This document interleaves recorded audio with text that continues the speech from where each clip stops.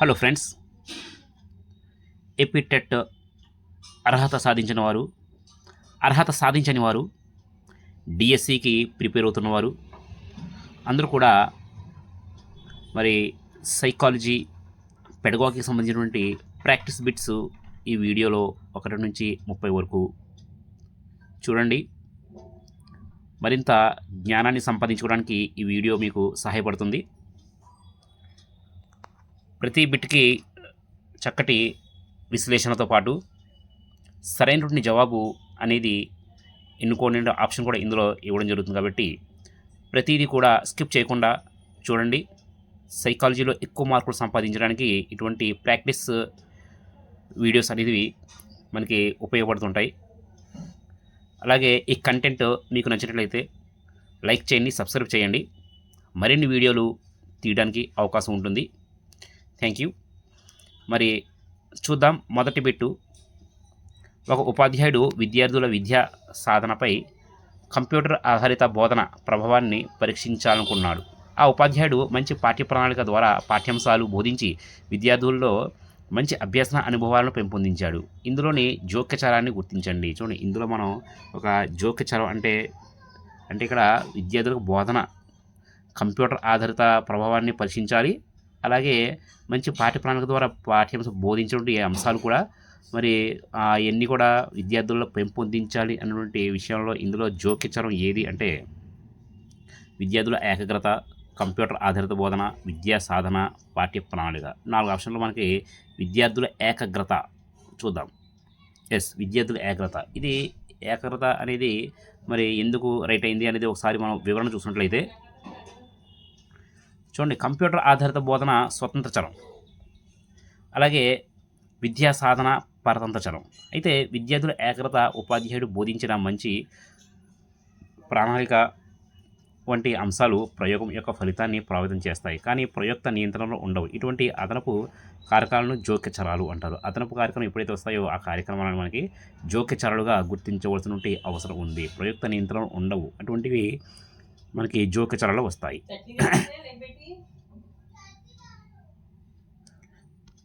Second question, పూర్వ వికాసంపై తర్వాతి వికాసం ఆధారపడడాన్ని సమర్థించే వికాస నియమం. చూడండి, పూర్వ వికాసం ఇంతకుముందు ఉండేటువంటి వికాసంపై తర్వాత వికాసం ఆధారపడడాన్ని మనం వికాసం సంచితమైంది లేదా వికాసం అవిచ్ఛిన్నమైంది, వికాసం క్రమబద్ధమైంది. ఇది మనకి సి ఆప్షన్ అనేది సరైన జవాబుగా ఎన్నుకోవాల్సిన అవసరం ఉంది. చూద్దాం రైట్ రాంగ్ అనేది.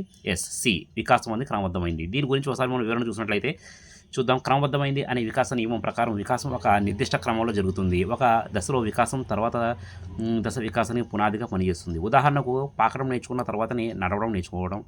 ఇది ఒకదానిపై ఒకటి ఆధారపడి ఉంటుందని సూచిస్తుంది. కాబట్టి వికాసం అనేది క్రమబద్ధమైంది. 3వ ప్రశ్న చూద్దాం. నల్లపిల్ల అని అందరూ విక్రించిన అమ్మాయి ఒక ప్రఖ్యాత వైద్యురాలిగా పేరు తెచ్చుకోవడం అనేది ఏ రక్షతంత్రం? విక్రింత, విమర్శ అనేటువంటి వస్తే దాన్ని చెరిపేసి దాని ప్లేస్లో మరి అందరిని గౌరవించాలి అనేటువంటి ఆలోచన రావడం, అది ఏ రక్షకతంత్రం అని చాలా చక్కటి ప్రశ్న అడిగారు ఇక్కడ. ప్రక్షేపణం, పరిహారం, ప్రతిచర్య నిర్మితి, దమనం. దమనం అంటే మర్చిపోవడం, ఇది కాదు. ఇది మనకి సరైన జవాబు చేసే పరిహారం. పరిహారం అనేది రైట్ అవుతుంది. చూద్దాం ఒకసారి. పరిహారం అంటే అందరూ కూడా ఆ యొక్క విమర్శ బదులు అందరూ కూడా తనను మెచ్చుకోవాలి అనేటువంటిది పరిహారంలో వస్తుంది. పరిహారం ఎందుకు పరిహారం అయింది ఒకసారి మనం వివరణ చూద్దాం. విశ్లేషణతో వివరణ చూద్దాం ఒకసారి. మరి నల్లపిల్ల అని వెక్కిరించేందుకు బాధపడిన అమ్మాయి ఆ బాధను అధిగమించడానికి వైద్యురాలిగా విజయం సాధించడం పరిహారం అనే రక్షకతంత్రం. ఈ రక్షకతంత్రంలో ఒక రంగంలో వైఫల్యం లేదా బలహీనత ఉన్న వ్యక్తి మరొక రంగంలో విజయం సాధించడం ద్వారా తన అహాన్ని సంతృప్తిపరుచుకుంటాడు. చూసారా, మరి తన యొక్క అహం అనేది దాన్ని ప్లేస్లో మరి తనందరూ కూడా తనని గౌరవించాలి అనేటువంటిది వస్తున్నప్పుడు ఆ వ్యక్తి అప్పుడు సాటిస్ఫాక్షన్ అవుతుంటారు అనమాట, నన్ను అందరూ గౌరవిస్తున్నారు అనేటువంటి. అందువల్ల మరి పరిహారం అనేది సరైన జవాబుగా గుర్తించవలసిన అవసరం ఉంది. తర్వాత 4th క్వశ్చన్ చూద్దాం. 4వ ప్రశ్న, రోజా అనే బాలిక పాఠశాల విరామ సమయంలో తండ్రి ఇచ్చిన డబ్బులతో తనకు ఇష్టమైన చాక్లెట్స్ అలాగే ఐసూట్లలో ఏదో ఒకటి ఎన్నుకోవాల్సి వస్తే విద్యార్థిలో ఏర్పడే సంఘర్షణ ఏంటి అంటే చూడండి, ఇక్కడ మనకి ఈ ప్రశ్నలోనే జవాబు ఉంది. రెండూ కూడా మనకి అడ్వాంటేజ్, రెండు కూడా లాభం చేకూర్చేదే. తండ్రి ఇచ్చిన డబ్బులతో ఇష్టమైన చాక్లెట్ అలాగే ఐస్ సూట్లో ఏదో ఒకటి రెండు కూడా నష్టం చేకూరి కావు, రెండు కూడా మన లాభాన్ని చేకూరివే. లాభాన్ని చేకూరించేది అక్కడ వస్తే అది మనం ముందు వీడియో చెప్పడం జరిగింది, ఉపగమన అని చెప్పి. ఇందులో ఉపగమన అని ఎక్కడ ఉంటుందో అదే సరైన జవాబుగా ఎన్నుకోవాల్సిన అవసరం ఉంది. చూద్దాం. ఉపగమన పరిహార సంఘర్షణ ఇది రాంగు, ఉపగమన ఇది రాంగు, ఉపగమన సంఘర్షణ ఇది సరైన జవాబుగా ఎన్నుకోవాల్సిన అవసరం ఉంది. చూద్దాం. ఎస్, ఉపగమన అనేది సంఘర్షణ, ఇది సరైన జవాబు. చూడండి, దీని యొక్క వివరణ కూడా ఒకసారి మనం చూద్దాం. రోజా తనకు ఇష్టమైన చాక్లెట్ మరియు ఐస్ క్రీమ్లలో ఏదో ఒకటి ఎంచుకోవాల్సి రావడం మరియు ఉపగమన సంఘర్షణ. ఈ రకమైన సంఘర్షణ రెండు లక్ష్యాలు కూడా సానుకూలంగా ఉంటాయి, రెండింటిని సాధించాలని కోరుకుంటారు. కాబట్టి మనకి ఇది ఉపగమన అనేటువంటిది సరైన జవాబుగా ఎన్నుకోవాల్సిన అవసరం ఉంది. తర్వాత 5వ ప్రశ్న చూద్దాం. ఒక ఉపాధ్యాయుడు పిల్లలందరికీ సత్యహరిశ్చంద్రుడి నాటకాన్ని చూపించి అతని గుణగణాలను వివరించాడు. దీని ద్వారా ఉపాధ్యాయుడు పిల్లల నుంచి ఏ వికాసాన్ని ఆశిస్తున్నాడు? చూడండి, ఇక్కడ ఉపాధ్యాయుడు హరిశ్చంద్ర నాటకాన్ని చూపించిన తర్వాత గుణగణాలను వివరించాడు. హరిశ్చంద్ర నాటకాన్ని వేసిన తర్వాత నాటకాన్ని చూపించిన తర్వాత గుణగణాలను వివరించాడు. అయితే ఉపాధ్యాయుడు వాళ్ళ నుంచి ఏం కోరుకుంటున్నాడు అంటే, ఈ నాటకంలో ఎక్కువగా మంచి చెడు అనేటువంటి విషయాలు ఎక్కువగా నాటకం చూపిస్తారు హరిశ్చంద్ర నాటకం అంటే. అందువల్ల ఉపాధ్యాయుడు ఇక్కడ మనకి నైతిక వికాసమే ఎక్కువగా ఆశిస్తాడు, లేదా ఉద్యోగ వికాసం అనేది కోపాన్ని ఉండేటువంటి. సాంఘిక వికాసం అనేది సంఘంలో ఎలా వ్యవహరించాలనేది ఆ వికాసం. కానీ మానసిక వికాసం అనేది మనసు సంబంధించిన వికాసం. కానీ ఇక్కడ నైతిక వికాసం అనేది సరైన జవాబుగా గుర్తించాం మనం. ఇదే సరైన జవాబు. చూద్దాం రైట్ రాంగ్ అనేది. ఎస్, నైతిక వికాసం అనేది సరైన జవాబు. దీని గురించి ఒకసారి వివరణ చూద్దాం మనం. సత్యహరిశ్చంద్రుడు గుణగణాలను వివరించి దాని ద్వారా పిల్లల్లో నిజాయితీ మరియు ధర్మం వంటి విలువలను పెంపొందించడం ఉపాధ్యాయుడు ఆశించే నైతిక వికాసం అనేది ఒక వ్యక్తి ఏది మంచి ఏది చెడు అని నిర్ణయించుకునే సామర్థ్యాన్ని సూచిస్తుంది. ఏది మంచి ఏది చెడు అనేది కూడా నైతిక వికాసం వస్తుంది. కాబట్టి ఇది నైతిక వికాసం అనేది సరైన జవాబుగా ఎన్నుకోవాల్సిన అవసరం ఉంది. తర్వాత 6వ ప్రశ్న చూద్దాం.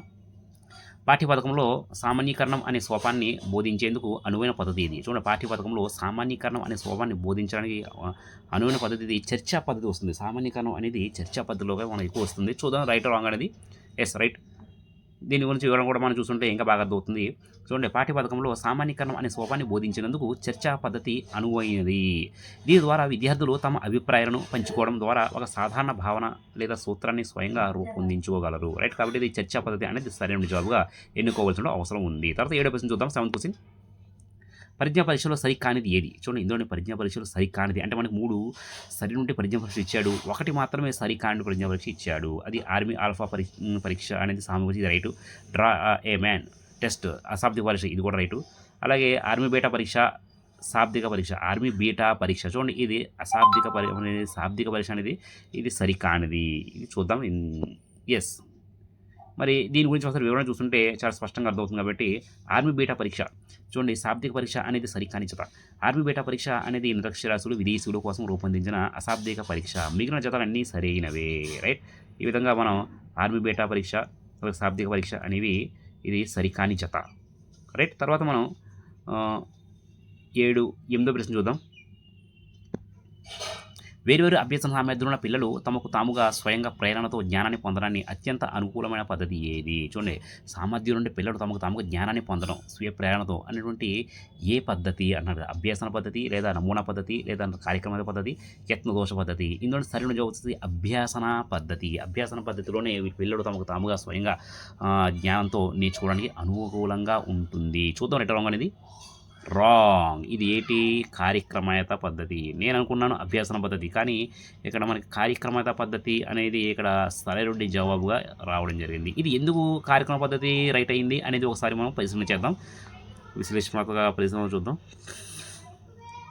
చూడండి, వేర్వేరు అభ్యాస సామర్థ్యాలున్న పిల్లలు తమకు తాముగా స్వయం ప్రేరణతో జ్ఞానాన్ని పొందడానికి అత్యంత అనుకూలమైన పద్ధతి కార్యక్రమేత. చూడండి, అనుకున్న పద్ధతి కార్యక్రమేత బోధన. ఈ పద్ధతిలో విద్యార్థి తమ వేగాన్ని బట్టి నేర్చుకోగలడు మరియు వెంటనే ప్రతిఫలాన్ని పొందుతాడు. కాబట్టి కార్యక్రమ బోధనలో విద్య తమ వేగాన్ని బట్టి నేర్చుకోగలడు, కాబట్టి వెంటనే ప్రతిఫలాన్ని కూడా పొందుతాడు. కాబట్టి మనకి కార్యక్రమేత బోధన పద్ధతి అనేది సరైన జవాబు. ఇక్కడ అభ్యాసన పద్ధతి అనేది రాంగ్.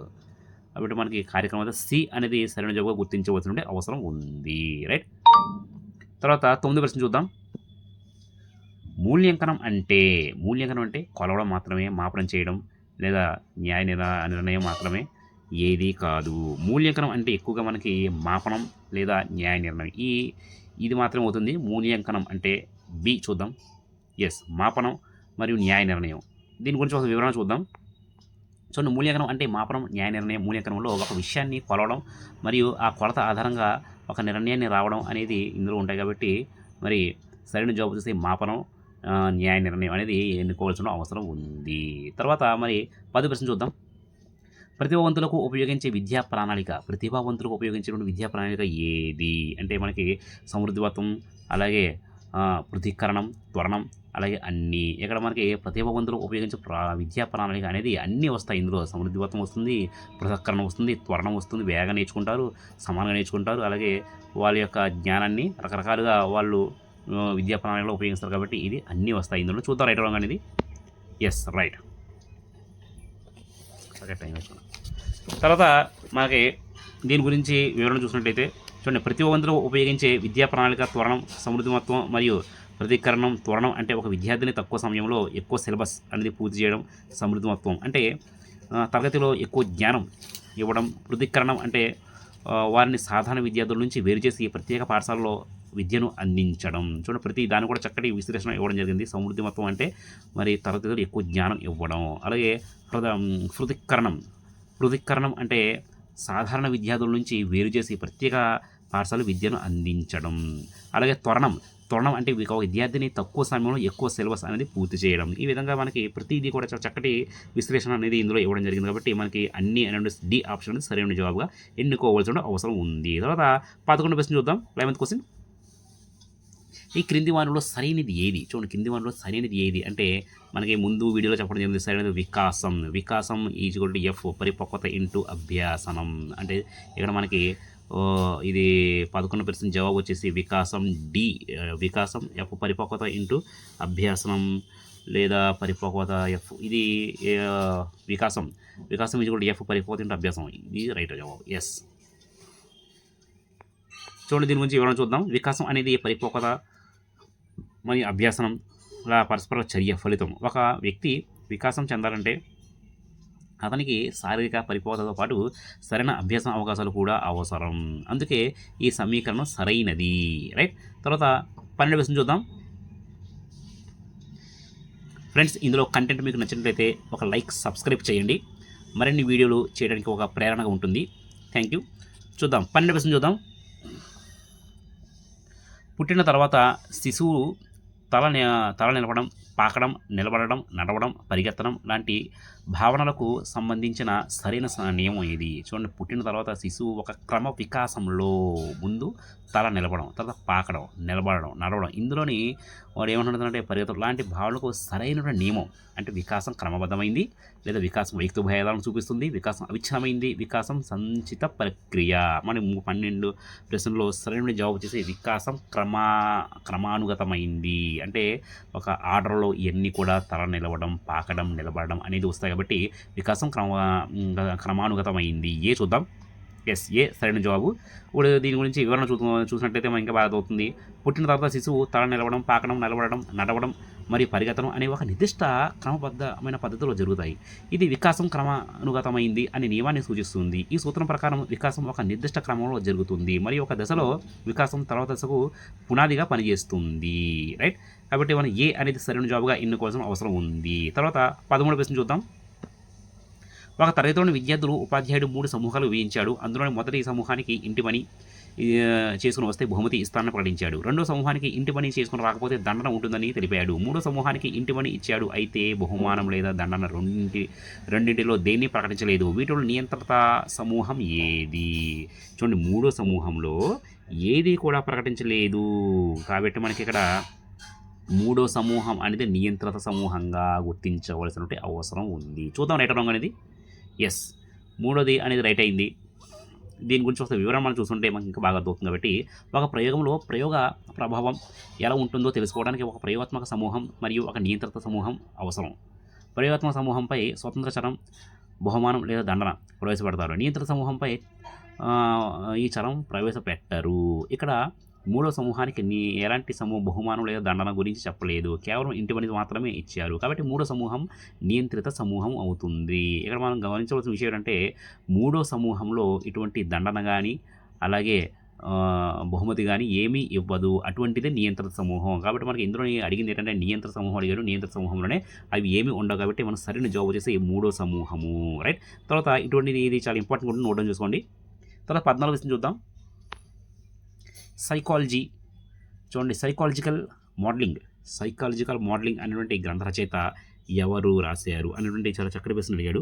ఇది కూడా ఇంపార్టెంట్ కాబట్టి కోహిలా కాదు, దండ కాదు, ఆల్బర్ట్ బండూరా అవ్వచ్చు. ఇది ఆల్బర్ట్ బండూరా బ్రోనర్ కాదు, ఆల్బర్ట్ బండూరా. సైకాలజికల్ మోడలింగ్ చూద్దాం. ఎస్, దీని గురించి ఒకసారి మనం వివరణ చూద్దాం, ఇది ఎలా రైట్ అయింది అనేది.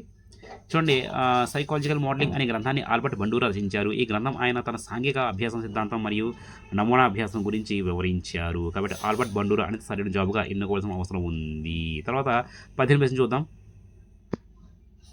బహుళైచ్ఛిక ప్రశ్నలు చూడండి. బహుళైచ్ఛిక ప్రశ్నలు అనేది మూర్తిమత్వ పరీక్షలు, సాధన పరీక్షలు లేదా ప్రజ్ఞా పరీక్షలు, సహజ సామర్థ్యాన్ని పరీక్షించే పరీక్షలు. బహుళైచ్ఛిక పరీక్షలు అనేది మనకి ఎందులోకి వస్తుంది అంటే సాధన పరీక్షల్లోకి వస్తాయి, లేదా మూర్తిమత్వ పరీక్షలు లేదా సాధన పరీక్షలు వస్తాయి. చూద్దాం రైట్ రాంగ్ అనేది. Yes, right answer. ఒకసారి మనం వివరణ చూసినట్లయితే మల్టిపుల్ చాయిస్ క్వశ్చన్స్ అనేవి మరి నిర్దిష్ట పాఠ్యాంశంలో విద్యార్థి యొక్క సాధన మూల్యాంకనం చేయడానికి ఉపయోగపడతాయి. విద్యార్థులు పాఠ్యాంశం నుంచి ఎంతవరకు నేర్చుకున్నారో అంచనా వేయడానికి ఉపకరిస్తాయి. కాబట్టి మనకి ఇది మల్టిపుల్ చాయిస్ క్వశ్చన్స్ అనేవి నిర్దిష్ట పాఠ్యాంశంలో సాధన మూల్యాంకనం అనేది మనకి ఇక్కడ సాధన పరీక్షలు అనేది సరైన జాబ్గా ఎన్నుకోవాల్సిన అవసరం ఉంది. బహుళైచ్ఛిక ప్రశ్నలు అనేవి సాధన పరీక్షలు అనేది పరీక్షించడానికి, సాధన పరీక్షలు అనేది అంచనా వేయడానికి ఉపయోగిస్తారు. తర్వాత 16వ ప్రశ్న చూద్దాం.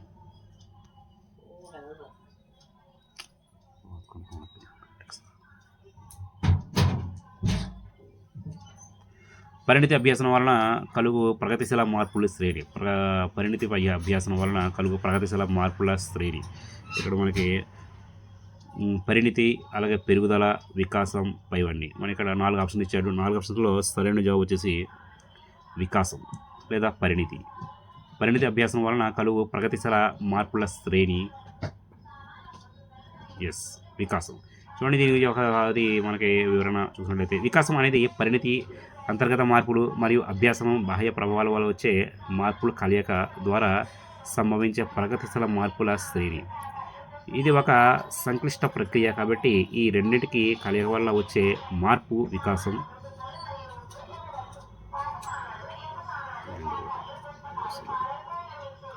ప్రశ్న చూద్దాం. 17th question. పాఠశాల ఉపాధ్యాయుడు ఒక ఆదర్శవంతమైన పాత్రను పోషించడానికి కారణం. చూడండి, పాఠశాల ఉపాధ్యాయుడు ఒక ఆదర్శవంతమైన పాత్రను పోషించడానికి కారణాలు అనేవి విద్యార్థులు తమకు అనుసరిస్తారు. ఉపాధ్యాయుడు మంచివాడు లేదా ఉపాధ్యాయుడు అనువంశిక మంచివాడు లేదా ఉపాధ్యాయుడు శిక్షణను పొందినవాడు. చూడండి, ఇక్కడ పాఠశాల ఉపాధ్యాయుడు ఒక ఆదర్శవంతమైన పాత్రను పోషించడానికి కారణం అనేది విద్యార్థులు తమను అనుసరిస్తాడు లేదా రైట్, విద్యార్థులు తమను అనుసరిస్తాడు. ఇది ఏ అనేది సరైన జవాబుగా గుర్తించిన అవసరం ఉంది. చూద్దాం. ఎస్,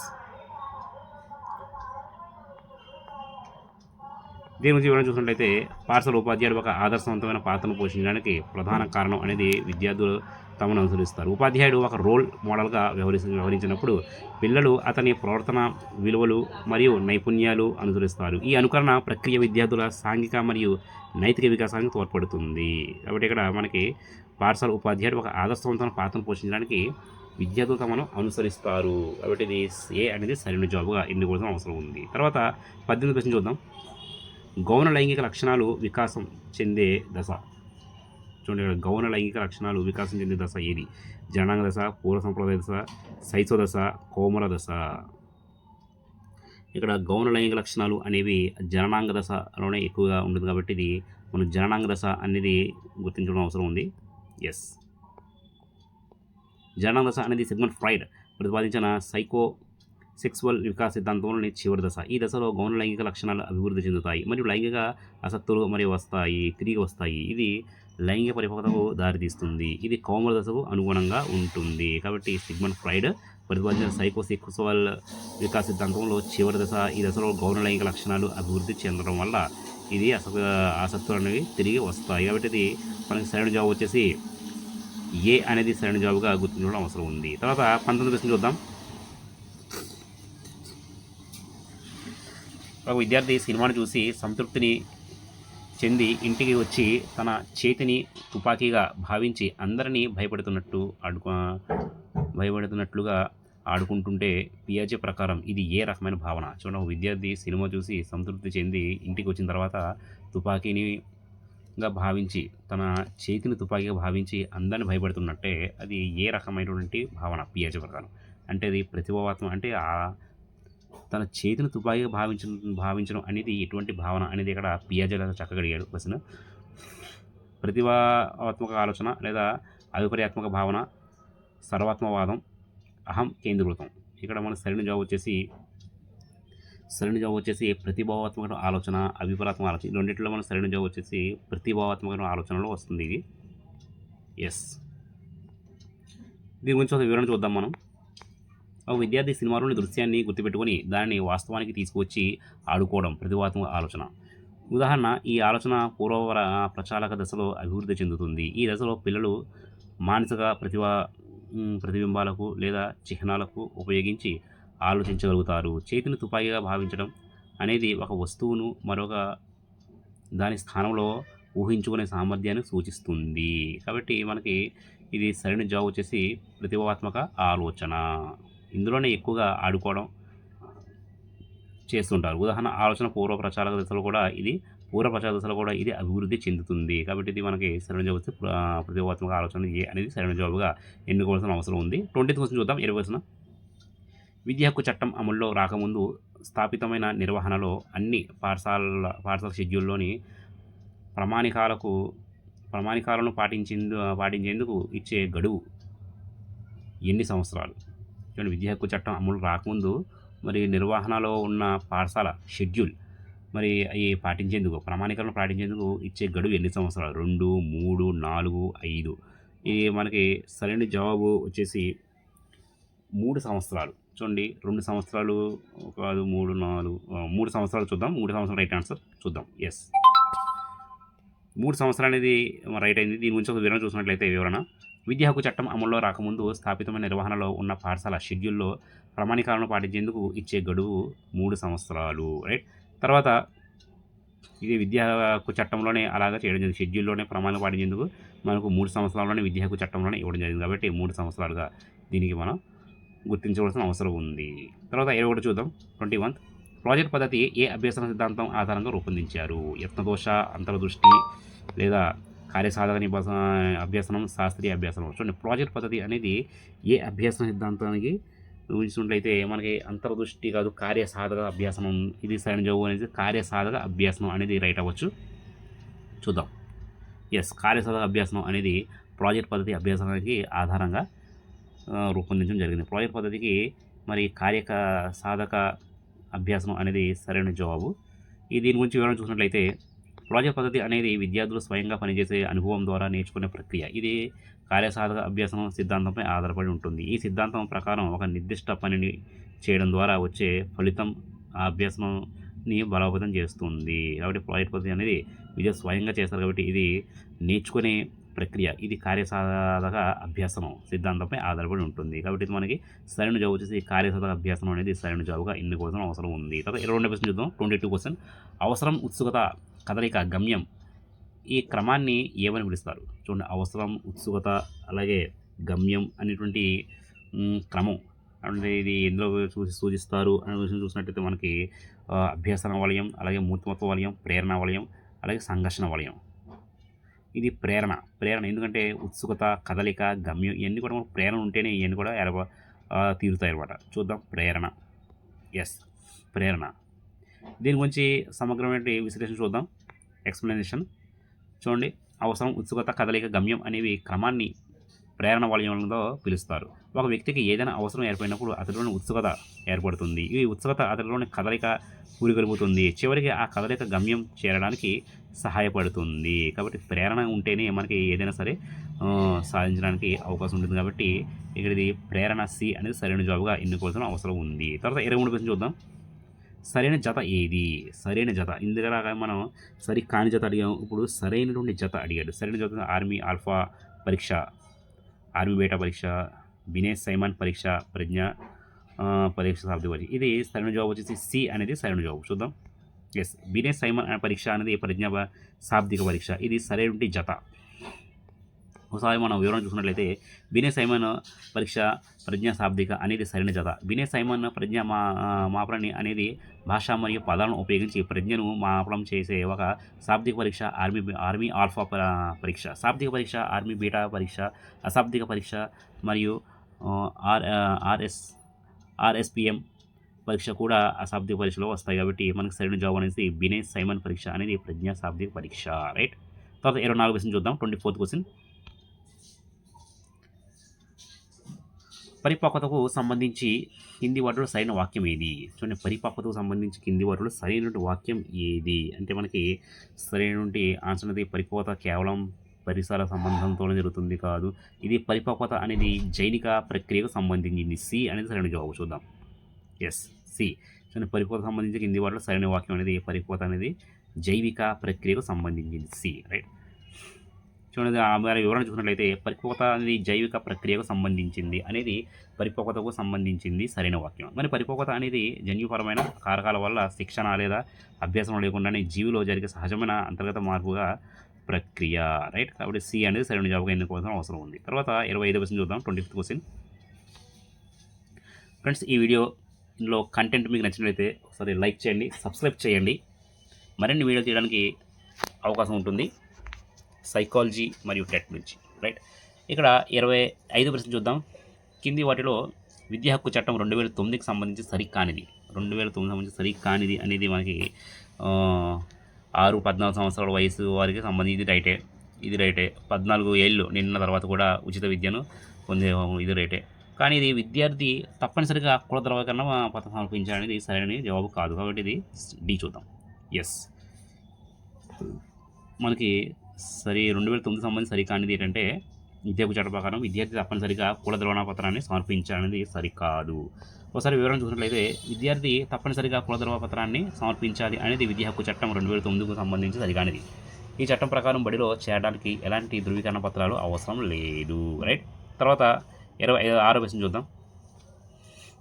శిశువు 2 సంవత్సరాల నాటికి 8 kgల బరువును చేరుకున్నాడు. ఇది ఏ రకమైనటువంటి మార్పు? చూడండి, శిశువు మరి అక్కడ 2 సంవత్సరాలు.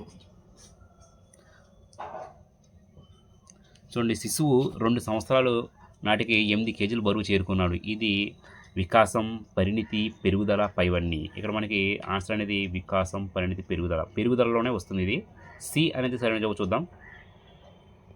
ఎస్, ఒక శిశువు 2 సంవత్సరాల నాటికి 8 kgల బరువు చేరుకున్నాడు అనేది మనకి ఇక్కడ ఏ రకమైన మార్పు అంటే పెరుగుదల. 2 సంవత్సరాలు 8 kgలు చేరడం అనేది ఇది పెరుగుదలలో వస్తుంది. కాబట్టి మనకు పెరుగుదల సరైన జవాబు అయింది. ఒకసారి వివరణ చూసినట్లయితే చూడండి, ఒక శిశువు బరువు పెరగడం అనేది పరిణామాత్మకమైన మార్పు. దీన్ని మనం కొలవడం. అలాగే పెరుగుదల అనేది అంటే శరీరం ఆకారంలో పరిమాణంలో వచ్చే మార్పు. కాబట్టి 2 సంవత్సరాల్లో శిశువు బరువు అనేది 8 kgలు చేరుకోవడం అనేది పెరుగుదలకు ఉదాహరణ. వికాసం అనేది గుణాత్మకమైన మార్పు. కాబట్టి ఇది సరైన సమాధానం కాదు.